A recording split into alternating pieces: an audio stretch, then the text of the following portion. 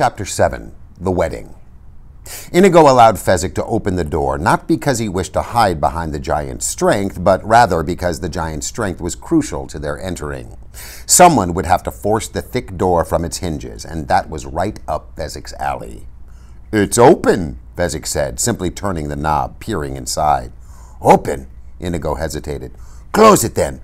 There must be something wrong. Why would something as valuable as the prince's private zoo be left unlocked?" "It smells of animals, something awful in there," Fezzik said. "Did I get a whiff?" Let me think," Inigo said. "I'll figure it out." And he tried to do his best, but it made no sense. You didn't leave diamonds lying around on the breakfast table, and you kept the Zoo of Death shut and bolted. So there had to be a reason. It was just a matter of exercising your brain power, and the answer would be there. The answer to why the door happened to be unlocked was really this. It was always unlocked. And the reason for that was really this: safety. No one who had entered via the front door had ever survived to exit again. The idea basically belonged to Count Rugen, who helped the prince architect the place. The prince selected the location, the farthest corner of the castle grounds, away from everything so the roars wouldn't bother the servants. But the count designed the entrance. The real entrance was by a giant tree, where a root lifted and revealed a staircase, and down you went until you arrived at the 5th level. The false entrance, called the real entrance, took you down the levels the ordinary way, first to second, second to third, or actually second to death. "Yes," Inigo said finally. "You figured it out?" "The reason the door was unlocked is simply this. The albino would have locked it. He never would have been so stupid as to not to. But, Fezzik, my friend, we got to him before he got to it. Clearly, once he was done with his wheelbarrowing, he would have begun locking and bolting. It's quite all right. You can stop worrying. Let's go." "I just feel so safe with you," Fezzik said, and he pulled the door open a second time. As he did, he noticed that not only was the door unlocked, it didn't even have a place for a lock. And he wondered should he mention that to Inigo, but he decided against it, because Inigo would have to wait and figure out some more, and they had done enough of that already, because although he said he felt safe with Inigo, in truth he was very frightened. He had heard odd things about this place, and lions didn't bother him, and who cared about gorillas? They were nothing. It was the creepers that made him squeamish, and the slitherers, and the stingers, and the everything. Fezzik decided to be truthful and honest. Spiders and snakes and bugs and bats and you name it. He just wasn't very fond of them. "Still smells of animals," he said, and he held the door open for Inigo, and together, stride for stride, they entered the Zoo of Death, the great door shutting silently behind them. "Quite a bizarre place," Inigo said, moving past several large cages in which were cheetahs and hummingbirds and other swift things. At the end of the hall was another door with a sign above it saying "To Level 2." They opened that door and saw a flight of stairs leading very steeply down. "Careful," Inigo said. "Stay close to me and watch your balance." They started down toward the 2nd level. "If I tell you something, will you promise not to laugh at me or mock me or be mean to me?" Fezzik asked. "My word," Inigo nodded. "I'm just scared to pieces," Fezzik said. "Be sure it ceases," Inigo said right back. "Oh, that's a wonderful rhyme."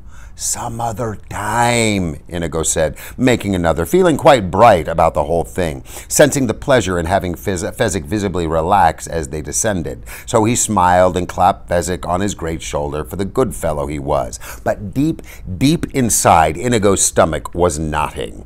He was absolutely appalled and astonished that a man of unlimited strength and power would be scared to pieces. Until Fezzik spoke, Inigo was positive that he was the only one who was genuinely scared to pieces, and the fact that they were both scared to pieces did not bode well if panic time came. Someone would have to keep his wits, and he had assumed automatically that since Fezzik had so few, he would find retaining them not at all difficult. No good, Inigo realized. Well, he would simply have to do his best to avoid panic situations, and that was that. The staircase was straight and very long, but eventually they reached the end of it. Another door. Fezzik gave it a push. It opened. Another corridor lined with cages, big ones, though, and inside great baying hippos and 20-foot alligators thrashing angrily in shallow water. "We must hurry," Inigo said, picking up the pace, "much as we might like to dawdle," and he half ran toward a sign that said, "To Level 3. Inigo opened the door and looked down, and Fezzik peered over his shoulder. Inigo said. This staircase was different. It was not nearly as steep, and it curved halfway so that whatever was near the bottom was quite out of sight as they stood at the top preparing to go down. There were strange candles burning high on the walls, out of reach. The shadows they made were very long and very thin. "Well, I'm certainly glad I wasn't brought up here," Inigo said, trying for a joke. "Fear," Fezzik said, to rhyme out before he could stop it. Inigo exploded. "Really? If you can't maintain control, I'm gonna send you right back up and you can just wait there all by yourself." "Don't leave me. I mean, don't make me leave you. Please, I meant to say beer. I don't know how the F got in there." "I'm really losing patience with you. Come along," Inigo said, and he started down the curving stairs, Fezzik following, and as the door closed behind them, two things happened. One, the door, quite clearly, locked. Two, out went the candles on the high walls. "Don't be frightened," Inigo screamed. I'm not, Fezzik screamed right back. And then, above his heartbeat, he managed, "What are we going to do?" Simple, Inigo said after a while. "Are you frightened too?" asked Fezzik in the darkness. "Not remotely," Inigo said with great care. "And before I meant to say easy. I don't know how the s got in there. Look, we can't go back and we certainly don't want to stay here. So we just must keep on going as we were before these little things happen. Down. Down is our direction, Fezzik. But I can tell you're a bit edgy about all this. So out of the goodness of my heart, I will let you walk down, not behind me and not in front of me, but right next to me on the same step, stride for stride. And you put an arm on my shoulder because that will probably make you feel better. And I, so as to not make you feel foolish, will put an arm around your shoulder, and thus, safe, protected together, we will descend. Will you draw your sword with your free hand? I already have. Will you make a fist with yours? It's clenched. Then let's look on the bright side. We're having an adventure, Fezzik, and most people live and die without being as lucky as we are. They moved down one step and then another, then two, then three, as they got the hang of it. Why do you think they locked the door behind us? Fezzik asked as they moved. To add spice to our trip, I suspect, replied Inigo. It was certainly one of his weaker answers, but it was the best he could come up with. Here's where the turn starts, said Fezzik, and they slowed, making the sharp turn without stumbling, continuing on down. And they took away the candles for the same reason? Spice? Oh, most likely. Don't squeeze me quite so hard. Don't you squeeze me quite so hard. By then, they knew they were in for it. There has been for many years a running battle among jungle zoologists as to just which of the giant snakes is the biggest. The anaconda men are forever trumpeting the Orinoco specimen that weighed well over 500 pounds, while the python people never fail to reply by pointing out that the African rock found outside Zambezi measured 34 feet 7 inches. The argument, of course, is silly because biggest is a vague word, having no value whatever an argument if one is serious. But any serious snake enthusiast would admit, whatever his schooling, that the Arabian Garstini, though shorter than the python and lighter than the anaconda, was quicker and more ravenous than either. And this specimen of Prince Humperdinck's was not only remarkable for its speed and agility, it was also kept in a permanent state just verging on the outskirts of starvation. So the first quail came like lightning as it dropped from above them and pinioned their hands, so the fist and sword were useless. And the second quail imprisoned their arms. And, "Do something!" Inigo cried. "I can't, I'm caught. You do something." "Fight it, Fezzik." "It's too strong for me." "Nothing is too strong for you." The third quail was done now, around the upper shoulders, and the fourth quail, the final quail, involved the throat, and Inigo whispered in terror, because he could hear the beast's breathing now, could actually feel its breath. "Bite it, I'm... Fezzik trembled with fear and whispered, "Forgive me, Inigo. Oh, Fezzik, what? I had such rhymes for you. What rhymes? Silence. The fourth quail was finished. Inigo, what rhymes? Silence. Snake breath. Inigo, I want to know the rhymes before I die. Inigo, I really want to know. Inigo, tell me the rhymes, Fezzik said, and by now he was very frustrated, and more than that, he was spectacularly angry, and one arm came clear of one quail, and that made it a bit less of a chore to fight free of the second quail, and that meant he could take that arm and bring it to the aid of the other arm, and now he was yelling out, "You're not going anywhere until I know those rhymes."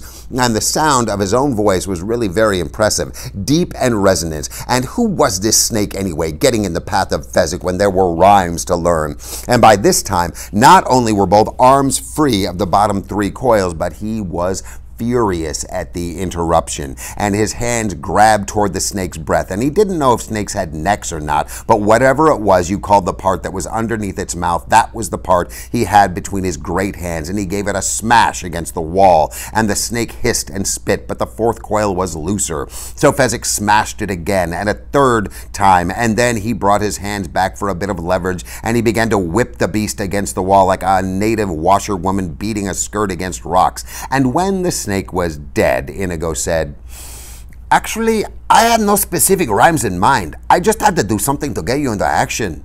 Fezzik was panting terribly from his labors. "You lied to me is what you're saying. My only friend in all my life turns out to be a liar." He started tromping down the stairs, Inigo stumbling after him. Fezzik reached the door at the bottom and he threw it open and slammed it, with Inigo just managing to slip inside before the door crashed shut. It locked immediately. At the end of this corridor, the 2 level 4 sign was clearly visible, and Fezzik hurried toward it. Inigo pursued him, hurrying past the poisoners, the spitting cobras and gaboon vipers, and perhaps the most quickly lethal of all, the lovely tropical stonefish from the ocean outside India. "I apologize," Inigo said. "One lie in all these years, that's not such a terrible average when you consider it saved our lives." "There's such a thing as principle," was all Fezzik would answer, and he opened the door that led to the 4th level. "My father made me promise never to lie, and not once in my life have I even been tempted," and he started down the stairs. "Stop," Inigo said. "At least examine where we're going." It was a straight staircase, but completely dark. The opening at the far end was invisible. "It can't be as bad as where we've been," Fezzik snapped, and down he went. In a way, he was right. For Inigo, bats were never the ultimate nightmare. Oh, he was afraid of them, like everybody else, and he would run and scream if they came near. In his mind, though, hell was not bat-infested. But Fezzik was a Turkish boy, and people claim the fruit bat from Indonesia is the biggest in the world. Try telling that to a Turk sometime. Try telling that to anyone who's heard their mother scream, "Here come the king bats!" followed by the poisonous fluttering of wings. "Here come the king bats!" Fezzik screamed, and he was quite literally, as he stood halfway down the dark steps, paralyzed with fear. And behind him now, doing his best to fight the darkness, came Inigo, and he had never heard that tone before, not from Fezzik, and Inigo didn't want bats in his hair either, but it wasn't worth that kind of fright, so he started to say, "What's so terrible about king bats?" But "what" was all he had time for before Fezzik cried, "Rabies! Rabies!" And that was all Inigo needed to know, and he yelled, "Down, Fezzik!" And Fezzik still couldn't move, so Inigo felt for him in the darkness as the fluttering grew louder, and with all his strength he slammed the giant on the shoulder, hollering, "Down!" And this time Fezzik went to his knees obediently, but that wasn't enough, not nearly. So Inigo slammed him again, crying, "Flat, flat, all the way down!" until Fezzik lay on the black stairs shaking, and Inigo knelt above him, the great 6-fingered sword flying into his hands. And this was it. This was a test to see how far down the 90 days of brandy had taken him, how much of the great Inigo Montoya remained. Above him, Inigo could feel the king bats massing, while below him Fezzik trembled like a kitten in cold water. "Be still," Inigo commanded.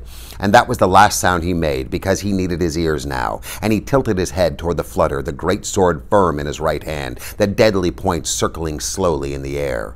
Inigo had never seen a king bat, knew nothing of them, how fast they were, how did they come at you, at what angle, and how many made each charge. The flutter was dead above him now, 10 feet perhaps more. And could bats see in the night? Did they have that weapon too? "Come on!" Inigo was about to say, but there was no need, because with a rush of wings he had expected, and a high, long shriek he had not, the first king bat swooped down at him.